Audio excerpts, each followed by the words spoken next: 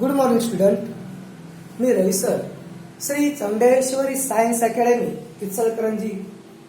विद्यार्थी मित्रो, आपण NCERT मध्ये प्लांट किंगडम हा या ठिकाणी टॉपिक सुरू करणार आहोत.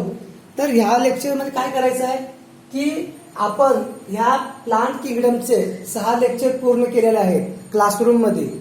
आता राहिलेले जे लेक्चर आहेत 6 लेक्चर पैकी 4 लेक्चर राहिल्यात ते आपल्याला पूर्ण करायचे आहे.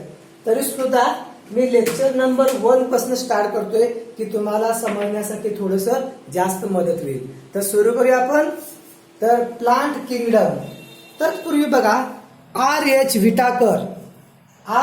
व्हिटाकर यांनी 5 किंगडम सिस्टम दिली आणि ह्यामध्ये काय सांगितलं की त्यांनी या ठिकाणी मोनेरा, प्रोटिस्टा, प्लांटी, फंजाई आणि अॅनिमिया असं या ठिकाणी 5 ग्रुपमध्ये तिने डिव्हायडेशन केलं. तर यापूर्वी डायरेक्ट 5 किंगडम सिस्टम तर नाही आली. यापूर्वी काय झालं असेल बघूया. तर काय करूया, जरा बॅकग्राऊंडला फ्लॅशला जाऊन पाहूया. तर यापूर्वी डायरेक्ट 5 किंगडम सिस्टम नाही आली. तर सुरुवातीला या ठिकाणी 2 किंगडम सिस्टम कोण दिले बघा, कार्लस लिनियस यांनी 2 किंगडम सिस्टम दिली. या सायंटिस्टचं नाव महत्वाचं आहे, कार्लस लिनियस. 1758 तिने काय केलं बघा, रेड ब्लड असेल तर अॅनिमल, कारण त्यात रेड ब्लड असेल तर अॅनिमल म्हणायचं आणि नसेल तर प्लांटी. तर कार्लस लिनियस या सायंटिस्टचं नाव लक्षात ठेवायला पाहिजे. यांनी सुरुवातीला 2 किंगडम सिस्टम दिली. त्यानंतर कोण दिलं बघा, 3 किंगडम सिस्टम. परत लिहून घ्यायला लागणार तुम्हाला. Scientist name as Ernst Haeckel show that 3 kingdom system. तिने काय केलं, प्लांटी आणि अॅनिमिया बरोबर प्रोटिस्टा हा तिने बाजूला काढला. कारण का, किंगडम प्लांट आणि अॅनिमिया काय होतं, मल्टीसेल्युलर होतं आणि हा काही आहे, युनिसेल्युलर आहे. त्यामुळं काय केलं, प्रोटिस्टाला इने बाहेर काढलं. त्यानंतर 4 किंगडम सिस्टम दिली. कोण दिली, सायंटिस्टचं नाव लिहायला लागणार, Copeland show that 4 kingdom system. He give 4 kingdom system. ह्यावेळी सायंटिस्ट कोण आलं बघा, कोपलँडने काय केलं बघा, हे लिहून घ्या. कोपलँडनं मोनेरा, प्रोटिस्टा, मेटाफायटा आणि मेटाझोआ अशा प्रकारे त्यांनी 4 किंगडम सिस्टम दिली. आणि त्यानंतर आली R.H. व्हिटाकर, जी IMP असते पेपरमध्ये, 5 kingdom system. Robert H. Whittaker, year लक्षात ठेवा 1969. आता हिने काय केलं, 5 किंगडम सिस्टीम मध्ये हिने काय सांगितलं, तर Monera, protista, Plantae, fungi, anaemia. आता हिने क्लासिफिकेशन कसं केलं असेल बघा. तर प्रोकॅरियोटिक असेल तर मोनेरा, प्रोकॅरियोटिक माहिती आहे, प्रोकॅरियोटिक, युकॅरियोटिक याचा फरक तुम्हाला माहिती आहे. प्रोकॅरियोटिक म्हणजे प्राचीन, न्यूक्लियसला न्यूक्लियर मेम्ब्रेन नाही आहे, फक्त 70S रायबोझोम आहे. युकॅरियोटिक मध्ये न्यूक्लियस वेल डेव्हलप आहे, 80S रायबोझोम आहे, सेल ऑर्गॅनस आहे. त्यात युकॅरियोटिक मध्ये अॅनिमल सेल, प्लांट सेल, थोडं बेसिक आपल्याला माहिती आहे. तर काय केलं, R.H. व्हिटाकर यांनी प्रोकॅरियोटिक म्हटलं की मोनेरा, त्यानंतर युकॅरियोटिक मध्ये प्रोटिस्टा काय घेतला की हा जो प्रोटिस्टा जो या ठिकाणी आहे, तर या ठिकाणी काय केलं प्रोटिस्टामध्ये, तर प्रोटिस्टा मल्टीसेल्युलर मध्ये तिने काय केलं, प्लांटी, फंजाई आणि अॅनिमिया. आता मला एक क्वेश्चन सांगायचं आहे, आन्सर करायचं आहे की प्लांटची सेल वॉल कशापासून बनलेली आहे. MCQ आहे.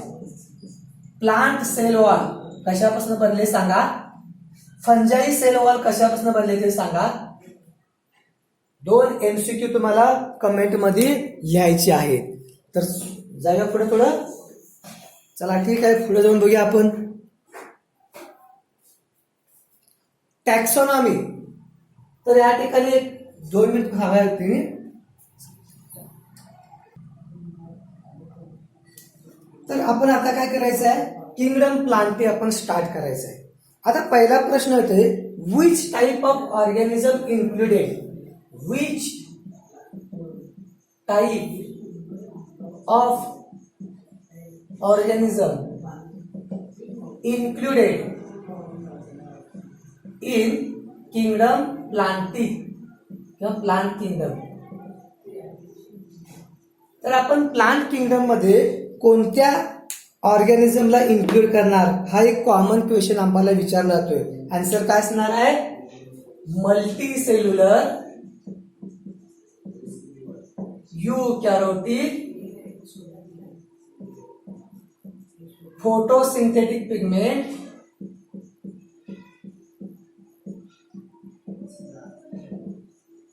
लास्ट वन है एटोट्रोपस. एटोट्रोपस. तर ह्या ठिकाणी एटोट्रोपस. तर किंगडम प्लांटी मध्ये जर या ठिकाणी तो ऑर्गॅनिझम मल्टीसेल्युलर पाहिजे, यूकॅरोटिक पाहिजे, त्याच्याकडे फोटोसिंथेटिक पिगमेंट पाहिजे आणि हा एटोट्रोपस पाहिजे, म्हणजे स्वतःचं फूड स्वतः बनवणारा असेल तरच आम्ही किंगडम प्लांटी मध्ये याला इन्क्लूड करू शकतोय. एक या ठिकाणी कॉमन एक क्वेश्चन विचारला जातोय,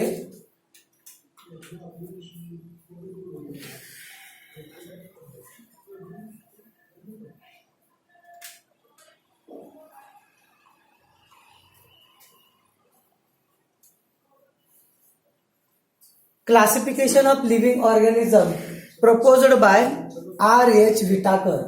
R.H. विटाकर यांनी 5 किंगडम सिस्टम दिली. हा एक कॉमन क्वेश्चन विचारला जातो आणि ह्यामध्ये इयर जे आहे ते महत्वाचा आहे. R.H. विटाकर आणि इयर जो आहे या ठिकाणी विचारला जातोय. 5 kingdom system classification Monera, Protista, Fungi, Animalia आणि Plantae. Kingdom Plantae popularly known as plant kingdom. तर किंगडम प्लांटीला काय म्हटलं जाते, प्लांट किंगडम असं या ठिकाणी म्हटलं जाते.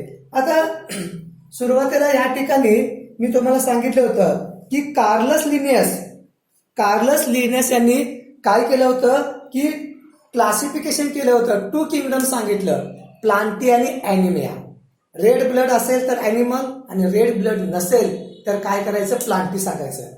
आता ज्यावेळी या ठिकाणी कार्लस लिनियस यांनी क्लासिफिकेशन केलं तर तिने काय केलं, ग्रॉस सुपेरियर मॉर्फोलॉजिकल कॅरेक्टर, कुठलं, ग्रॉस सुपेरियर मॉर्फोलॉजिकल कॅरेक्टर यांना कन्सिडर केलं. आणि यामध्ये काय काय आलं बघा,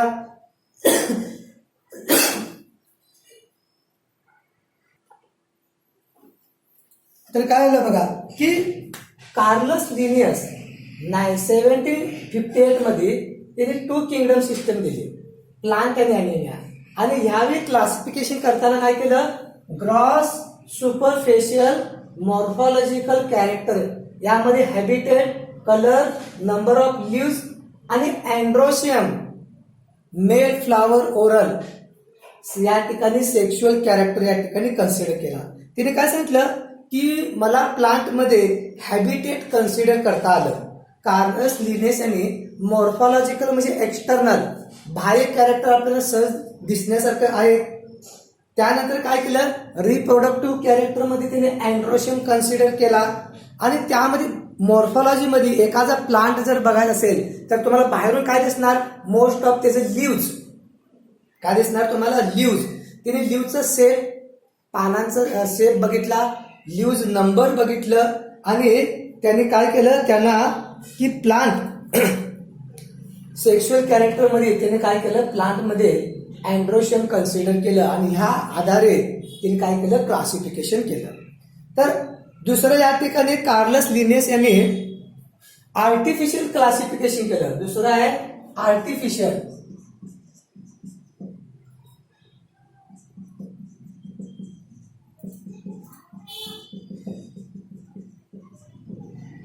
काय केलं त्यांनी, आर्टिफिशियल क्लासिफिकेशन. तर काय केलं बघा, आर्टिफिशियल क्लासिफिकेशन मध्ये की त्यांनी विचार केला की 2 क्लोज रिलेटेड जे आहेत, 2 जवळचे स्पेसिस आहेत, परंतु ते वेगवेगळ्या हॅबिटेट मध्ये जर ग्रो करतात परंतु त्या वेगवेगळ्या हॅबिटेटमध्ये ग्रो केल्यामुळं त्यांच्यामध्ये मॉर्फॉलॉजिकल बाह्य काही डिफरन्स पाहायला मिळालं, कारण इन्व्हायरमेंटमुळं. आणि त्यामुळं एकच स्पेसिस असून त्यांना दोन वेगवेगळ्या इन्व्हायरमेंटमध्ये ग्रो केल्यामुळं आम्हाला काय आलं की डिफरंट प्रकारचं दिसायला आलं.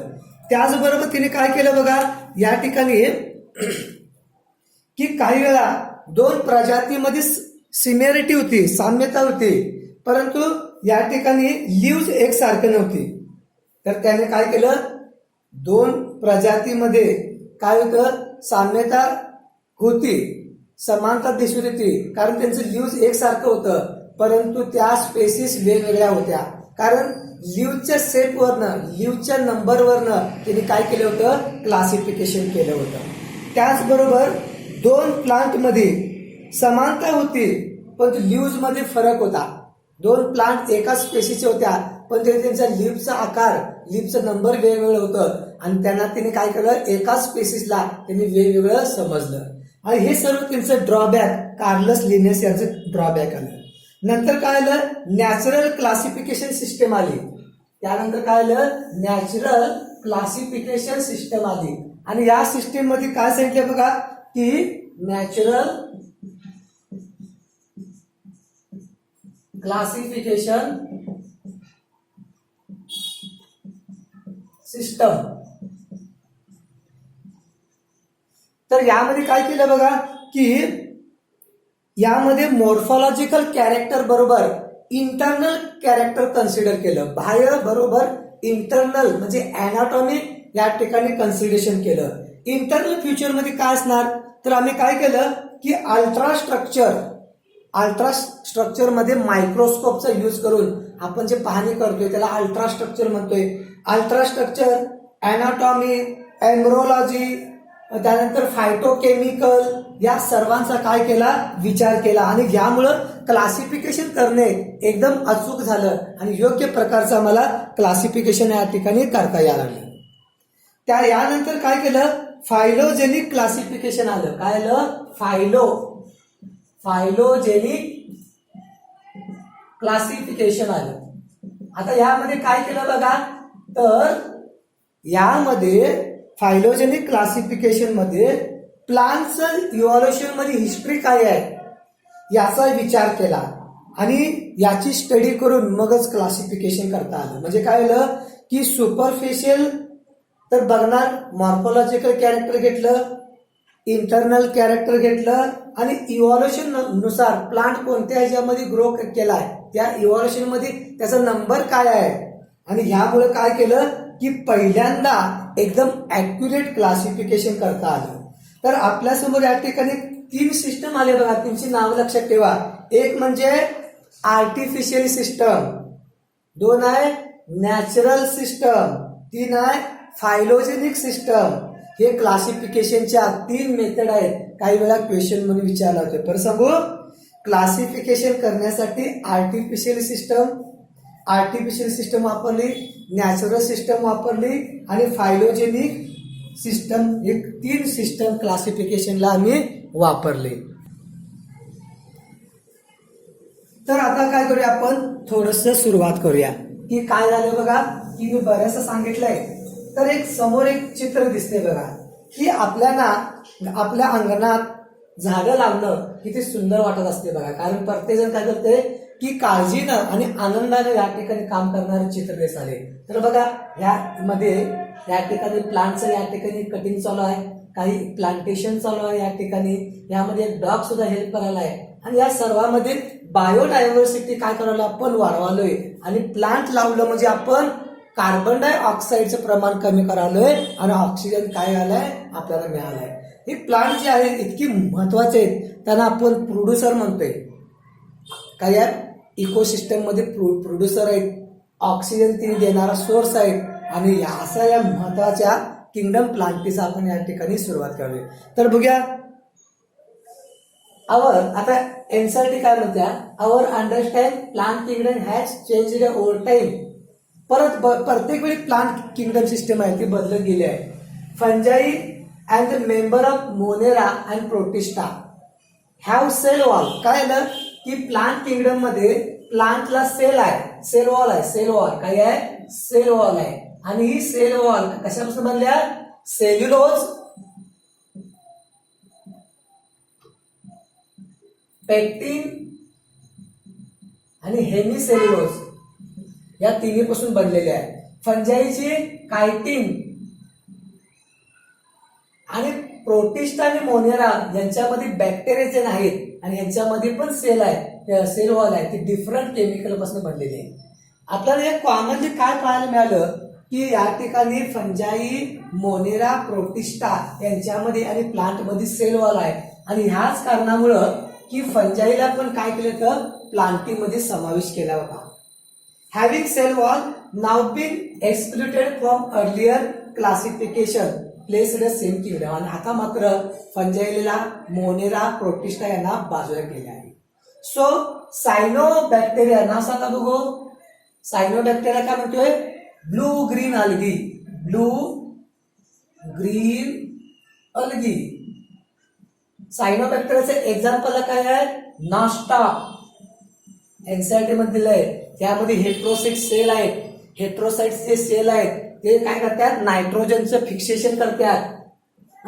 तर काय आहे, cyanobacteria that are also refer to blue green algae, not algae.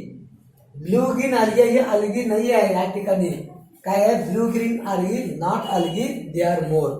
तर या ठिकाणी काय आहे बघा, लास्ट एक पॉइंट बघूया आपण. तुमचं काय झालं लगेच, आर्टिफिशियल